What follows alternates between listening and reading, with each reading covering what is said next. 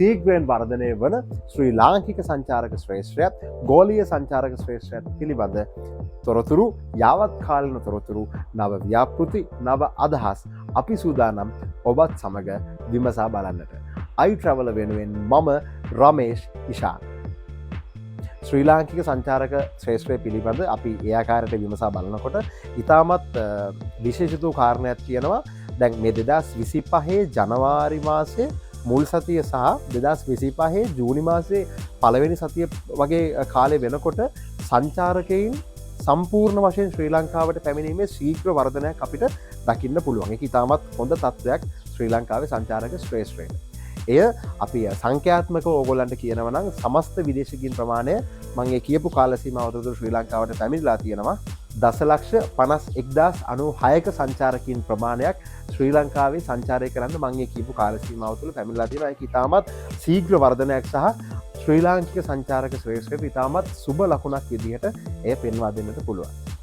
එතනිනුත් වැඩිපුරම සංචාරකින් ප්‍රමාණයක් ඇවිල්ලා තියෙන්නේ ශ්‍රී ලංකාවට අපේ අසල්වාසී ඉන්දියාවෙන්. මං හිතනවා අපි සංඛ්‍යාත්මකව ගත්තොත් ඉන්දියානු සංචාරකීන් 2,10,074ක ප්‍රමාණයක් අපේ අසල්වැසි ඉන්දියානු සංචාරකින් තමයි අපිට වැඩිපුර ප්‍රමාණයක් එතනින් දකින්න පුළුවන් වෙන්නේ. ඒ අතරට රුසියානු ජාතිකයන් සහ එංගලන්ත ජාතිකින්ද ඇතුළත් වෙනවා. මේක ඉතාම සුබ ලකුණක් ශ්‍රී ලංකාවේ සංචාරක ශ්‍රේෂ්ත්‍රයේ හෙට දවසට සහ ඔබ මම අපි සියලුම දෙනා බලන් ඉන්නේ අපේ මේ රටේ අපි දියුණුව කරා යන ගමනේ ඉතාම විශේෂිත වූ අංගයක් විදිහට ශ්‍රී ලංකාවේ සංචාරක ශ්‍රේෂ්ත්‍රය අපිට අරගන්නට පුළුවන්. ඉතින් ඉතාමත් සුබ ලකුණක් මෙය ශ්‍රී ලාංකික සංචාරක ශ්‍රේෂ්ත්‍රයට. ඒ වගේම තවත් විශේෂයෙන් කියන්න ඕන කාරණයක් තියෙනවා. 2024 ඔක්තෝබර් 1 වෙනි දින සිට ශ්‍රී ලංකාව, ඉන්දියාව, එක්සත් රාජධානිය, ඇමරිකන් එක්සත් ජනපදය, චීනය සහ රුසියාව ඇතුළු රටවල් 35ක නියමු වීසා රහිත ප්‍රවේශ වැඩසටහනක් ක්‍රියාත්මක කරලා තියෙනවා. මේක ඉතාමත් හොඳ තත්ත්වයක්. විශේෂයෙන්ම ශ්‍රී ලංකාවේ සංචාරක ශ්‍රේෂ්ත්‍රයට ඉතාමත් වැදගත් සාධකයක් විදිහට මේක පෙන්වලා දෙන්නට පුළුවන්. අපි ඉස්සලා සඳහන් කරපු මේ ප්‍රතිපත්තිය නිසා මං හිතන්නේ සිද්ධ වෙන වැදගත්ම දේ තමයි මේ සංචාරකින්ට දින 30ක කාලයක් වීසා රහිතව ශ්‍රී ලංකාවේ සංචාරය කිරීමට අවස්ථාව සැලසෙනවා. මං හිතනවා ඒක ඉතාම පහසු තත්ත්වයක් ඔවුන්ට සංචාරය කරද්දී ශ්‍රී ලංකාව තුළ ඒ ඉතාම හොඳ තීරණයක් විදිහට අපිට පෙන්වලා දෙන්නට පුළුවන්. ඒ වගේම විශේෂයෙන්ම සඳහන් කළ යුතුයි 2024 දී ශ්‍රී ලංකාවේ සංචාරක ආදායම ඩොලර් බිලියන 3.1ක ප්‍රමාණයක්. මේක ඉතාමත් සුබවාදී තත්ත්වයක්.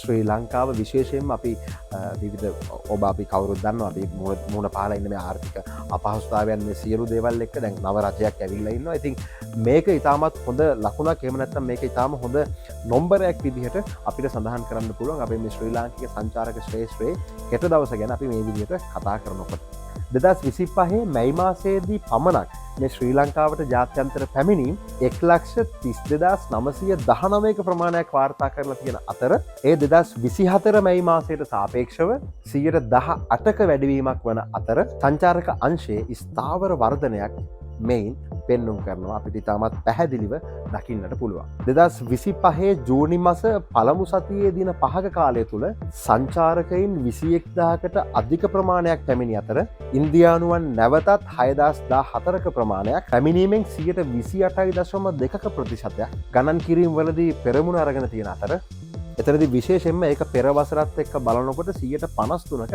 තාම ශීඝ්‍ර වර්ධනයක් පෙන්නුම් කරලා තියෙනවා. සාමාන්‍යයෙන් සංචාරකයෙක් දිනකට ඩොලර් 181ක ප්‍රමාණයක් වගේ වියදම් කරන විදිහට අපිට දල වශයෙන් අපිට සටහනකට එන්න පුළුවන්. අපි විශේෂයෙන්ම සඳහන් කරන්න ඕනේ පසුගිය සති දෙක කාලය තුළ ඉතාමත් ලස්සන වැඩසටහන් දෙකක් අපි අපේ YouTube නාලිකාව හරහා ඔයාලට අරන් ඇවිල්ලා තියෙනවා. ඉතින් මම ආරාධනා කරනවා ඒ වැඩසටහන් දෙකම නරඹන්න. ඒකෙන් එකක් ගැන කිව්වොත් මම හිතනවා ලෝටස් පරිශ්‍රය තුළ පැවැත්වුණා මේ දෙකම මේ වැඩසටහන් දෙකම සංවිධානය කළේ බස්නාහිර පළාත් සංචාරක මණ්ඩලය විසින්. ඉතින් ඉතාමත් හොඳ වැඩපිළිවෙලක් මම හිතනවා රජය මගින් දියත් කරන් යනවා. ඉතින් මේ බස්නාහිර පළාත් සංචාරක ශ්‍රේෂ්ත්‍රය වර්ධනය කිරීමට අදාළව අංගංගයක්කං ඉතාම අලංකාරවත් වැඩසටහනක් ලෝටස් පරිශ්‍රයේ පැවැත්වුණා. ඔයාලට මේ වැඩසටහන iTravel අපේ කණ්ඩායම විසින් අපි සම්පූර්ණ ඒක ආවරණය කළා. ඔයාලට ඒක බලන්න පුළුවන් ගිහිල්ලා. ඒ වගේම විශේෂයෙන්ම සීතාවක ප්‍රදේශයකත් ඉතාම අලංකාරවත් ප්‍රදේශයක් සීතාවක පුරවරය. මේ සීතාවක ප්‍රදේශය සහ සීතාවක අවට ඉතාමත් අලංකාරවත් අපි කියන්නේ බයිසිකල් මන්තිරුවක්. එහෙම නැත්නම් බයිසිකල් දාවන පතයක් හඳුන්වා දීමේ අරමුණින් පයිලට් ප්‍රෝග්‍රෑම්මයක් විදිහට බස්නාහිර පළාත් සංචාරක මණ්ඩලය විසින් සංවිධානය කරලා තිබෙන ඉතාමත් අලංකාරවත් වැඩසටහනක්. ඉතින් ඒ වැඩසටහනත් ඕගොල්ලන්ට අපේ මේ YouTube නාලිකාව iTravel අපේ YouTube නාලිකාව ඔස්සේ බලන්න පුළුවන්. ඉතින් මම ආරාධනා කරනවා ඇවිල්ලා බලන්න මේ සියලුම වැඩසටහන්. මේ ශ්‍රී ලංකාවේ සංචාරක ශ්‍රේෂ්ඨය වර්ධනය කරා අරන් යන ගමනක ඉතාමත් වැදගත් අවස්ථාවන්, ඉතාම වැදගත් සම්දිස්ථානයන් අපි සූදානම් මේ අවස්ථාවන්, මේ සම්දිස්ථානයන් ඔබත් සමග බෙදා හදා ගන්නට. හොඳයි, මේ ආකාරයට ඉතින් මේ සංචාරක ශ්‍රේෂ්ඨය, ශ්‍රී ලංකාවේ සංචාරක ශ්‍රේෂ්ඨය, ඒත් එක්කම ගෝලීය සංචාරක ශ්‍රේෂ්ඨය ගත්තත් විවිධාකාරයේ වැඩසටහන්, විවිධාකාරයේ විශේෂාංග ගොඩාක් දේවල් අපි ගත්තොත් එක දවසක් තුල සිද්ධ වෙනවා. ඉතින් අපි ආරාධනා කරනවා ඕගොල්ලන්ගේත් විවිධ අවස්ථාවන් තියෙන්න පුළුවන් මේ ශ්‍රේෂ්ඨය හා සම්බන්ධව. ඉතින් අපිට කතා කරන්න ඕගොල්ලන්ගේ පුවත් ඔයාලට මේ සඳහා මම හිතනවා මේ ඩිජිටල් මාධ්‍ය ඔස්සේ ඔයාලට සංනිවේදනය කරගන්න තිබෙන දේවල් අපිත් එක්ක බෙදා ගන්න පුළුවන්. ඉතින් අපේ දුරකථන අංක තියෙනවා අපිට කතා කරන්න. අපි iTravel කණ්ඩායම සූදානම් ඇවිල්ලා මේ දේවල් ඔයගොල්ලොත් එක්ක බෙදාගෙන මේ ඩිජිටල් අවකාශයට මුදා හරින්නට. ඒ වගේම විශේෂයෙන්ම මම ආරාධනා කරනවා අපේ YouTube නාලිකාව, iTravel YouTube නාලිකාව, ඒ වගේම අපේ Facebook පිටුව, ඉතින් අපේ සියලුම සමාජ ජාලා මාධ්‍ය තුලින් එන්න. ඉතින් අපි මේ සංචාරක ශ්‍රේෂ්ඨය පිළිබඳව ඉතාමත් ගැඹුරින්, ඒ වගේම අපිට තේරෙන විදිහට අපි සරලව මේ සම්බන්ධයෙන් අපි විමසා බැලීම් කරමු. iTravel කණ්ඩායම වෙනුවෙන් මම රමේෂ් ඉෂාන්. බොහොම ස්තුතියි.